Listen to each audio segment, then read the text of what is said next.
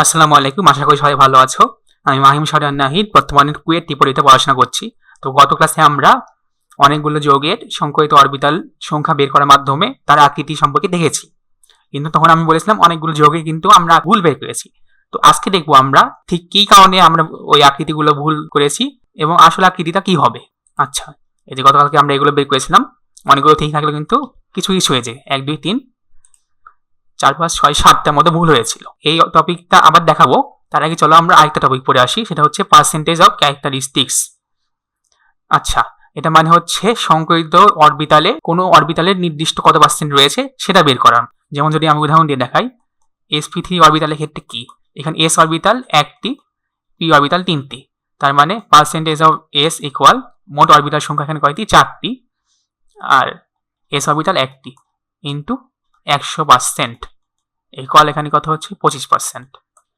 এখন যদি percentage of p বের করি তাহলে হচ্ছে এখানে 3টি p অরবিটাল রয়েছে, মোট অরবিটাল 4টি ইন্টু 100% ইকুয়াল 75%। খুবই সহজ একটা টপিক। আমি যদি একটু সূত্রটা লিখে দিই, percentage of hybridised orbital equal নিচে হচ্ছে টোটাল অরবিটাল নাম্বার, মানে মোট যতগুলো অরবিটাল রয়েছে তার সংখ্যা, আর উপরে আমরা যে অরবিটাল বের করতে চাই, যে অরবিটালের পার্সেন্টেজ বের করতে চাই সেটা সংখ্যা। তার মানে কি বলতে পারি, টার্গেটেড অরবিটাল নাম্বার। উপরে হচ্ছে টার্গেটেড অরবিটাল নাম্বার আর নিচে হচ্ছে সর্বমোট অরবিটাল সংখ্যা বা টোটাল অরবিটাল নাম্বার ইন্টু 100%। তাহলে এটা হচ্ছে কোনো হাইব্রিডাইজ অরবিটালের পার্সেন্টেজ বের করার সূত্র। এখন যদি আমি আরেকটা উদাহরণ দেখাই, ধরো দেখালাম sp3d2, তাহলে কি হচ্ছে পার্সেন্টেজ অফ s, এখানে মোট অরবিটাল কয়টা রয়েছে, 3 2 5 একে 6টা, তাহলে 1/6 s অরবিটাল যেহেতু একটা ইন্টু 100%, এটা কত হয়, এটা হয় হচ্ছে 16.67%। তোমরা যদি হিসাব করে দেখো তাহলে এটাই পাবা। এখন যদি পার্সেন্টেজ অফ p বের করি, এখানে p অরবিটাল 3টা, মোট অরবিটাল 6টা, মানে হাফ হচ্ছে, হাফ ইন্টু 100 মানে 50%। তাহলে পার্সেন্টেজ অফ d কি, 100 থেকে বাকিগুলো বের গেলে তো হয়ে গেল। আমরা যদি 100 থেকে 50 আর 16.67% বিয়োগ করি তাহলে পাচ্ছি কত, 33.33%। এভাবে আমরা করতে পারি, অথবা ডাইরেক্ট পার্সেন্টেজ অফ ডি বের করতে পারি। এখানে ডি অরবিটাল 2টা, মোট অরবিটাল 6টা ইন্টু 100% ইকুয়াল হয় 33.33%। আশা করি পার্সেন্টেজ অফ অরবিটালটা তোমরা বুঝতে পেরেছো, খুব সহজ একটা টপিক ছিল। আচ্ছা, এখন যদি আমরা সামনে আগাই, এই যে এখানে percentage of orbital sp sp2 sp3 sp3d sp3d2 sp3d3 সবগুলারই percentage of s, percentage of p, অথবা যেগুলো ডি অরবিটাল রয়েছে সেগুলোর পার্সেন্টেজ অফ ডি সব দেওয়া রয়েছে। এখানে কিন্তু একটি ফাঁকা রেখেছি, এটা তোমরা বের করবা।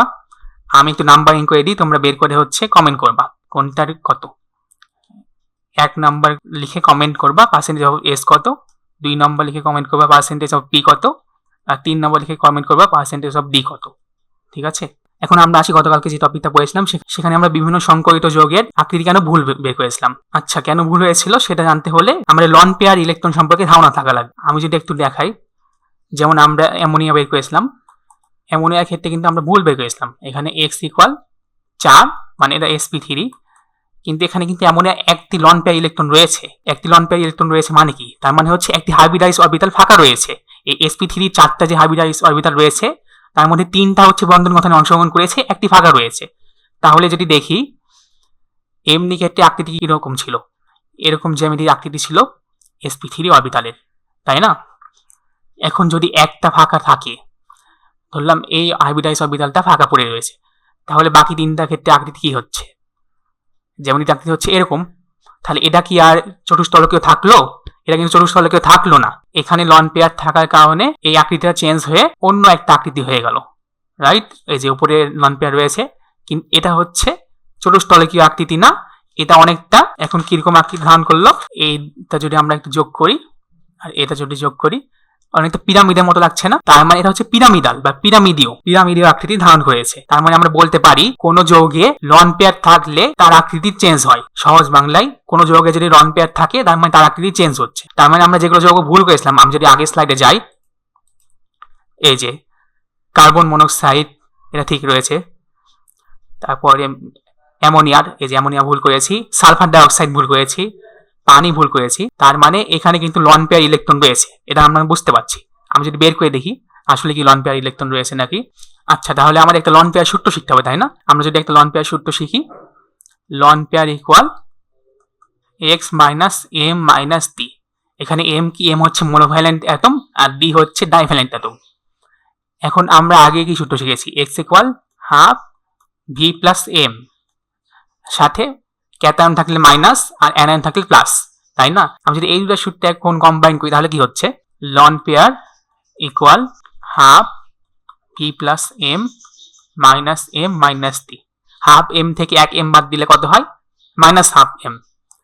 তাহলে যদি এভাবে লিখি হাফ ভি মাইনাস এম আর বাইরে থাকছে মাইনাস ডি। তার মানে এখন যদি আমরা ডাইরেক্ট সালফার ডাইঅক্সাইডের লন পেয়ার বের করতে যাই তাহলে কি হচ্ছে? হাফ সালফার ডাইঅক্সাইডের ক্ষেত্রে সালফারের ভ্যালেন্স ইলেকট্রন 6 মাইনাস এক জোড়ি পরমাণু নাই 0 মাইনাস 2 জোড়ি পরমাণু 2টা। তাহলে 6 কে 2 ভাগ দিলে 3, 3 মাইনাস 2 ইকুয়াল 1। এটা হচ্ছে সালফার ডাইঅক্সাইডের ক্ষেত্রে লন পেয়ার ইলেকট্রন। তার মানে বুঝতে পারলাম আমাদের সালফার ডাইঅক্সাইড কেন ভুল গেছিল, কারণ হচ্ছে এখানে একটা লন পেয়ার রয়েছে।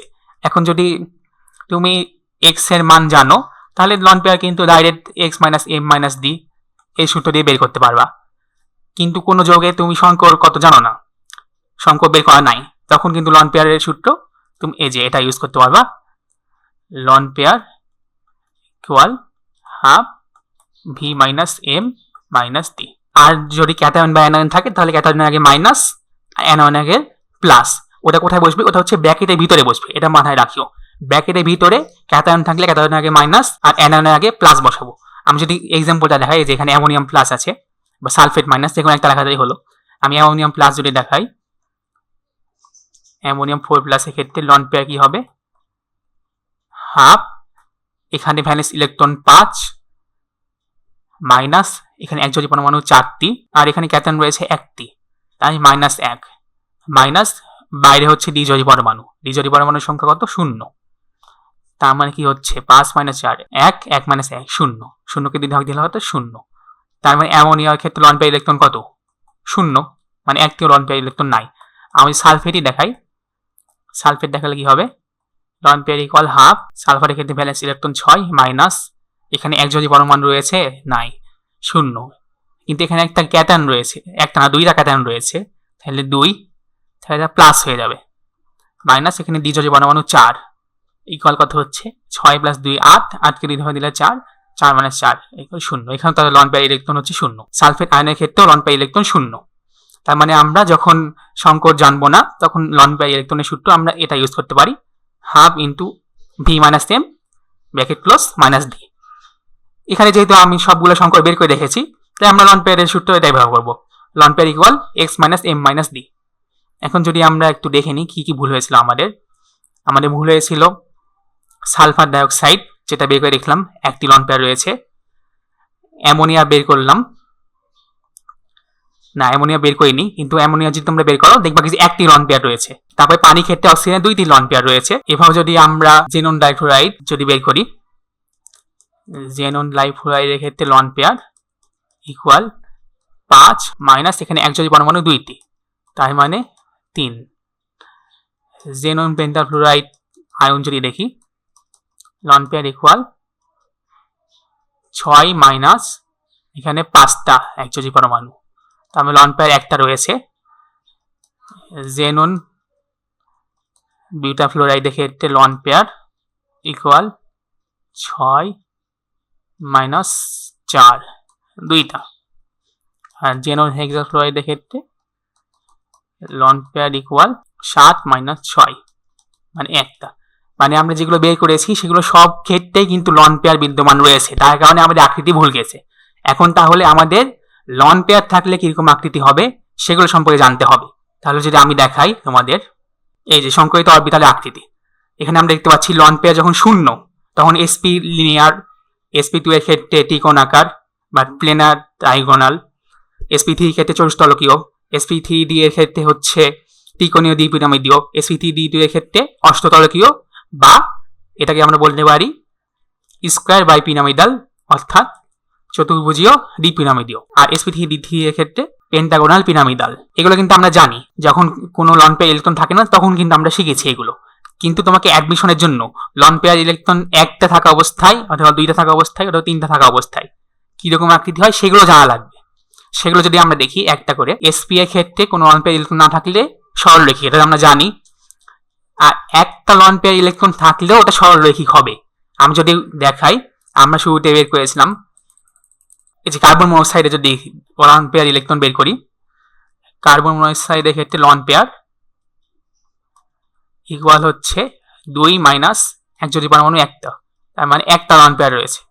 কিন্তু একটা লন পেয়ার থাকার পরেও এটা আকৃতি হচ্ছে সরলরৈখিক, কারণ কার্বন মনোক্সাইড এই যে এটা হচ্ছে কার্বন মনোক্সাইডের গাঠনিক সংকেত, এটা কি সরলরেখা না? তার মানে আমরা বলতে পারি sp এর ক্ষেত্রে কোনো লন পেয়ার ইলেকট্রন না থাকলেও সেটা সরলরৈখিক হবে, একটা লন পেয়ার ইলেকট্রন থাকলেও সেটা সরলরৈখিকই হবে। তার মানে যদি আমি লিখি এটা হচ্ছে লিনিয়ার। এখন sp2 এর ক্ষেত্রে কি? sp2 এর ক্ষেত্রে কোনো লন পেয়ার ইলেকট্রন না থাকলে সেটা ত্রিকোণীয় বা ত্রিকোণাকার, আর যদি একটি লন পেয়ার থাকে সেটা হচ্ছে ভি শেপ অথবা বেন্ড, বেন্ড মানে হচ্ছে বাঁকানো, অথবা অ্যাঙ্গুলার। তাহলে কি ভি শেপ, ভি শেপ আমরা মনে রাখি, তাহলে হবে sp2 এর ক্ষেত্রে একটি লন পেয়ার ইলেকট্রন থাকলে ভি শেপ, sp2 এর ক্ষেত্রে একটি লন পেয়ার ইলেকট্রন থাকলে সেটা হবে ভি শেপ। তুমি আরেকটা জিনিস দেখতে পাচ্ছ, sp2 এর ক্ষেত্রে একটা লন পেয়ার ইলেকট্রন থাকাকালীন ওটা ভি শেপ হচ্ছে, আবার sp3 এর ক্ষেত্রে দুইটা লন পেয়ার ইলেকট্রন থাকলে সেটা হচ্ছে ভি শেপ বা বেন্ড বা অ্যাঙ্গুলার। তার মানে আমরা বলতে পারি কি sp2 এর ক্ষেত্রে একটা লন পেয়ার ইলেকট্রনের ভি শেপ, আর sp3 এর ক্ষেত্রে দুইটা লন পেয়ার ইলেকট্রনের ভি শেপ। আর sp3 এর ক্ষেত্রে তো কোনো লন পেয়ার ইলেকট্রন না থাকলে টেট্রাহাইড্রাল, জানোই আকৃতি হবে এরকম, আর একটা লন পেয়ার ইলেকট্রন থাকলে ওটা হচ্ছে পিরামিডাল, এরকম আকৃতি। উদাহরণ কি? এটা উদাহরণ হচ্ছে মিথেন, এটা উদাহরণ হচ্ছে অ্যামোনিয়া, আর এটা উদাহরণ হচ্ছে পানি। এখানে আরেকটা তথ্য দিই, মিথেনের ক্ষেত্রে কোণ হচ্ছে 109 ডিগ্রি, অ্যামোনিয়ার ক্ষেত্রে কোণ হচ্ছে 2.5 ডিগ্রি কমবে, মানে 107 ডিগ্রি। পানির ক্ষেত্রে আরো 2.5 ডিগ্রি কমবে, ওটা হবে হচ্ছে 104.5 ডিগ্রি। এটা কেন হলো? এটা কেন হলো আমরা অন্য কোনো ভিডিওতে দেখবো।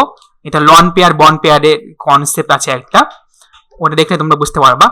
এখন যদি আসি sp3d এর ক্ষেত্রে, sp3d এর ক্ষেত্রে কোনো লন পেয়ার ইলেকট্রন না থাকলে ওটা হচ্ছে ত্রিকোণীয় দ্বিপিরামিডীয়, এটা জানো তোমরা। আর বাকিগুলো মুখস্থ করা লাগবে। একটা লন পেয়ার ইলেকট্রন থাকলে হচ্ছে কে শেপ, অর্থাৎ জাটা কলের মতো অনেকটা, যেটাকে শীর্ষ বলে, ওটা আকৃতি হচ্ছে এই যে অনেকটা এরকম। যারা জাটা কল দেখেছো তারা আকৃতি বুঝতে পারবা, ঢেকি কল বা জাটা কল। অথবা এটা হচ্ছে ডিস্টর্টেড টেট্রাহাইড্রাল। আচ্ছা, ডিস্টর্টেড মানে কি? ডিস্টর্টেড মানে হচ্ছে বিকৃত, বিকৃত চতুষ্ফলকীয়। তার মানে যখন sp3d এর ক্ষেত্রে একটি লন পেয়ার ইলেকট্রন থাকছে তখন সেটা চতুষ্ফলকীয় আকৃতি হচ্ছে, কিন্তু সেটা কি সাধারণ চতুষ্ফলকীয় আকৃতি না? সাধারণ হলে তো ওটা sp3 সংকর হতো, তাই না? তার মানে চতুষ্ফলকীয় আকৃতি ধারণ করলেও সেটা হচ্ছে পরিবর্তিত হয়েছে, একটা লন পেয়ার ইলেকট্রন থাকার কারণে সেটা পরিবর্তিত হয়ে বিকৃত আকার ধারণ করেছে, তার কারণে এটা হচ্ছে বিকৃত চতুষ্ফলকীয়। তার মানে নর্মালটা হচ্ছে sp3 এর ক্ষেত্রে চতুষ্ফলকীয় আকৃতি, কিন্তু বিকৃত হয়ে গেলে সেটা হচ্ছে sp3d এর একটা লন পেয়ার ইলেকট্রন থাকাকালীন। তুমি এটা আরেকটা জায়গায় দেখতে পাও, sp3d2 এর ক্ষেত্রে কোনো লন পেয়ার না থাকলে সেটা হচ্ছে অক্টাহেড্রাল, অক্টাহেড্রাল। আবার sp3d3 এর ক্ষেত্রে যদি একটি লন পেয়ার থাকে সেটা হচ্ছে বিকৃত অষ্টতলকীয় বা ডিস্টর্টেড অক্টাহেড্রাল। একইভাবে আমরা sp2 এর ক্ষেত্রে একটা লন পেয়ার ইলেকট্রন আর sp3 এর ক্ষেত্রে দুইটা লন পেয়ার ইলেকট্রন থাকলে কি আকৃতি হবে সেটাও কিন্তু আমরা কানেকশন দেখতে পেয়েছি, তাই না? এখন যদি দেখি এটাও আমরা কানেকশন পেলাম, তাহলে বাকি থাকলো হচ্ছে এই কয়টা, টি শেপ, লিনিয়ার। এখন আসি sp3d এর ক্ষেত্রে দুটা লন পেয়ার ইলেকট্রন থাকলে সেটা আকৃতি হচ্ছে টি শেপ, আর তিনটা থাকলে লিনিয়ার। তাহলে যদি আমি sp3d এরটা আবার বলি, সিরিয়াল যদি বলি চারটা, তাহলে হচ্ছে ত্রিকোণীয় দ্বিপিরামিডীয়, K shape, T shape, linear. সহজ, খুবই সহজ বিষয়, তোমরা আমার সাথে 2-3 বার বলো তাহলে হয়ে যাবে। ত্রিকোণীয় দ্বিপিরামিডীয়, K shape, T shape, linear. ত্রিকোণীয় দ্বিপিরামিডীয়, K shape, T shape, linear. sp3d এর ক্ষেত্রে হলো। sp3d2 এর ক্ষেত্রে যদি বলি 0 1 2, রাইট? তাহলে কোনো ইলেকট্রন, কোনো লন পেয়ার ইলেকট্রন না থাকলে অষ্টতলকীয়, বা এখানে স্কোয়ার বাই পিরামিডাল মানে sbp, আর একটা থাকলে sp, আর দুইটা থাকলে হচ্ছে spl। এটা আমরা মনে রাখবো, sbp মানে স্কোয়ার বাই পিরামিডাল, sp মানে স্কোয়ার পিরামিডাল, আর দুইটা থাকলে spl, স্কোয়ার প্লেনার। তাহলে আবার বলি, square bipyramidal, square pyramidal, square planar, square bipyramidal, square pyramidal, square planar. আশা করি তোমরা এটা মনে রাখতে পারবা। এখন যদি আসি sp3d3 এর ক্ষেত্রে, sp3d3 এর ক্ষেত্রে কোনো লন পেয়ার ইলেকট্রন না থাকলে সেটা হচ্ছে পঞ্চভুজ পিরামিডীয়, একটা থাকলে বিকৃত অষ্টতলকীয়, আর দুইটা লন পেয়ার ইলেকট্রন থাকলে ওটা হচ্ছে সমতলীয় পিরামিডীয়। এই চারটা মুখস্থ করবা। এই চারটা অ্যাডমিশনে এখান থেকে অনেক প্রশ্ন আসে, অ্যাডমিশনে অনেক এমসিকিউ আসে, তাই এটা কিন্তু খুবই গুরুত্বপূর্ণ একটা চার্ট। আশা করি তোমরা বুঝতে পেরেছো এবং খুব সহজে মনে রাখতে পারবো আশা করি। এখন যদি আমরা দেখি যেগুলো ভুল হয়েছিল সেগুলো আকৃতি কি হবে। আমাদের ভুল হয়েছিল সালফার ডাইঅক্সাইড, অ্যামোনিয়া। এই যে অ্যামোনিয়া ক্ষেত্রে sp3 কিন্তু একটি লন পেয়ার ইলেকট্রন আছে, তার মানে এটা কি? এটা হচ্ছে পিরামিডাল। আর পানির ক্ষেত্রে কি? পানির ক্ষেত্রে হচ্ছে ভি শেপ। এটা হয়ে গেল। আর এখানে কি বাকি আছে? Sulphur dioxide. সালফার ডাইঅক্সাইডের ক্ষেত্রে আমরা লন পেয়ার কত বের করেছি? 1। আবার সালফার ডাইঅক্সাইড কি? ত্রিকোণীয়। তাহলে যদি একটা লন পেয়ার না থাকে তাহলে ওটা আকৃতি কি হচ্ছে? ওটা আকৃতি হচ্ছে ভি শেপ, রাইট? একটা ইলেকট্রন না থাকলে ওটা আকৃতি ভি শেপ, অর্থাৎ সালফার ডাইঅক্সাইডের ক্ষেত্রে আকৃতি ভি শেপ। আর অ্যামোনিয়া আকৃতি হচ্ছে পিরামিডাল, পানি আকৃতি ভি শেপ। এই তিনটা আমাদের ভুল গেছিল, দেখাই দিলাম। এখন যদি পরে পেজে যাই, এই যে জেনন ডাইফ্লোরাইড, এখানে 5টা, এটা হচ্ছে sp3d, কিন্তু লন পেয়ার আছে কয়টা? 3টা। sp3d এর ক্ষেত্রে লন পেয়ার 3টা থাকলে আমরা কি বলেছি? sp3d ক্ষেত্রে মনে করো, sp3d হচ্ছে ট্রাইগোনাল বাইপিরামিডাল, রাইট? sp3d এর ক্ষেত্রে 0 1 2 3 কি বলেছিলাম? Trigonal bipyramidal, K shape, T shape, linear. Trigonal bipyramidal, K shape, T shape, linear. তাহলে কি হচ্ছে? এখানে 3টা লন পেয়ার ইলেকট্রন নাই, তার মানে সবার লাস্টে যেটা ছিল সেটা হবে কি হবে? Linear. Trigonal bipyramidal, K shape, T shape, linear. তাহলে জেনন ডাইফ্লোরাইডের আকৃতি কি? লিনিয়ার। এরপর যদি দেখি জেনন পেন্টাফ্লোরাইড প্লাস আয়ন, এটা ক্ষেত্রে কি? এটা ক্ষেত্রে কিন্তু অক্টাহেড্রাল। আর কয়টি লন পেয়ার ইলেকট্রন রয়েছে? একটি লন পেয়ার ইলেকট্রন রয়েছে। তাহলে অক্টাহেড্রালে যখন একটি লন পেয়ার ইলেকট্রন থাকতো তখন আমরা কি বলতাম?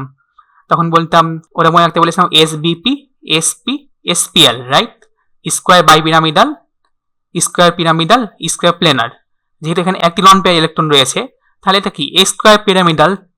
তাহলে এটা হচ্ছে স্কোয়ার পিরামিডাল, স্কোয়ার পিরামিডাল। এখন জেনন বিউটাফ্লোরাইডের ক্ষেত্রে আসি। জেনন বিউটাফ্লোরাইডের ক্ষেত্রে এখানে 2টি লন পেয়ার ইলেকট্রন রয়েছে, তার মানে spl, square planar, square planar. এখন যদি আসি জেনন হেক্সাফ্লোরাইড, sp3d3, এটার ক্ষেত্রে কিন্তু একটি লন পেয়ার রয়েছে, তার মানে পেন্টাগোনাল পিরামিডাল, একটি লন পেয়ার রয়েছে। কি বলেছিলাম? এটা তাহলে তার আগেরটা অষ্টতলকীয় আকৃতি হবে, কিন্তু এটা কিন্তু সাধারণ অষ্টতলকীয় না, এটা একটি লন পেয়ার থাকার কারণে এটা বিকৃত হয়ে গেছে, বিকৃত হয়ে অষ্টতলকীয় আকার ধারণ করেছে। তার মানে এটা কি হবে? বিকৃত অষ্টতলকীয়, অর্থাৎ distorted octahedral, distorted octahedral, right? আশা করি এখন থেকে তোমরা কোনো টিচার যদি যে কোনো অরবিটালে আকৃতি বের করতে বলে তাহলে সংকর অরবিটাল সংখ্যা এবং লন পেয়ার সংখ্যা এই দুটি বের করার মাধ্যমে সেই যোগের আকৃতি খুব সহজে বের করতে পারবা ইনশাআল্লাহ। আশা করি এই ক্লাস দেখে তোমাদের আর কোনো সমস্যা হবে না এরপর থেকে কোনো যোগের আকৃতি বের করতে। তো আজকে ক্লাস ছিল এই পর্যন্তই, দেখা হবে পরবর্তী কোনো ক্লাসে। সেই পর্যন্ত সবার জন্য শুভকামনা। আর ক্লাসটি ভালো লেগে থাকলে আমাদের টিক দাও পেজ ফলো করে দিও এবং ইউটিউব চ্যানেল সাবস্ক্রাইব করিও। সবার জন্য আবারও শুভকামনা, ধন্যবাদ।